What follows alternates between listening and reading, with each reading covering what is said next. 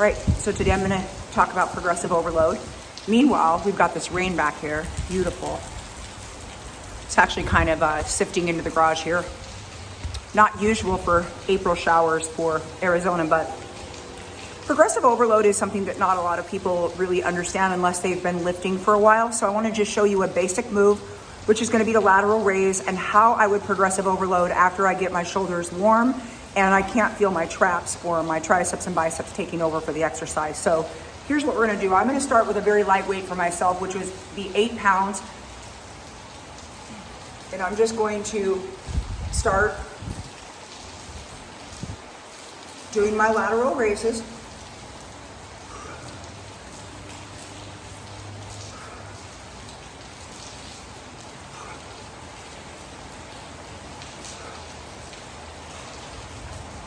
And you can see that was fairly effortless to get 15 reps.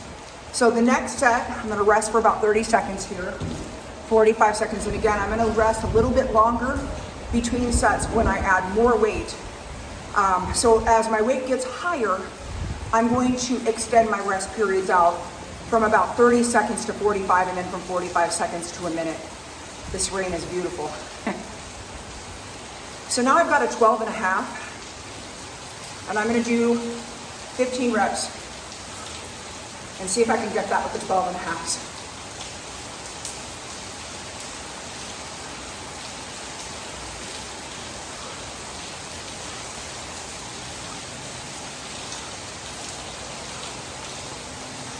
Important not to swing or jump or overcompensate. And the last couple reps, I'll even do some forced repetitions by doing single arm. Okay, so if I can get 15 reps with 8, and I can get 15 reps with 12 and a halves, I should be able to get 8 to 10 reps or more with 15-pound dumbbells. So that's what I'm gonna do next. Now watch, again, I'm gonna be doing about 45 seconds worth of rest in between the sets. So a lot of times to keep my heart rate up, and it's actually pretty high right now. Let's see where we're at, 123.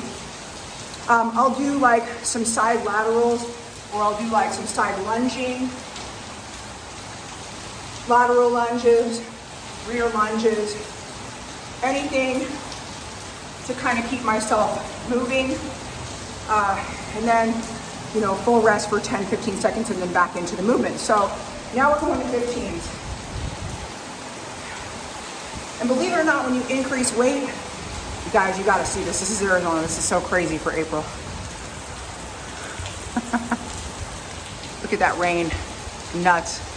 So as you increase in weight on shoulders, 2 pounds makes a big difference. 2.5 pounds going up that weight makes a big difference. So here we go.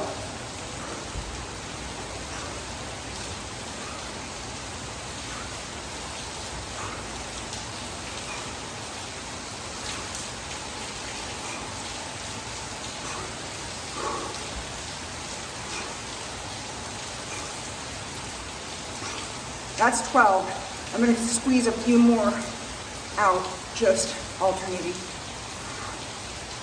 And that's 15. Okay. So that's progressive overload. Basically, I'm starting with an 8, I'm going to a 10 or a 12, or 12 and a half, and then I'm going up to a 15. And before you know it, you're gonna get to a place where you're lifting and you can only get 3 to 4 reps. And depending on where you're at in your sets and rep range, like you shouldn't be starting your warm up then with 8-pound dumbbells. I start mine with 12 and a halves. So I kind of skip the 8s and 10s now that I'm a more advanced lifter. I start with 12 and a halves and I move up to 20s and 25s. And with 25, I actually can't lateral raise 25s for more than 3 to 4 reps safely. So then what I do is I just stick with 20s for 3 sets to fatigue, and on my last few sets of 20s, I can barely get 6. So that's one creative way you can do progressive overload, especially if you're limited to weights at home. You can always do a hold at the top, which will incorporate a little bit more eccentric movement on the way down.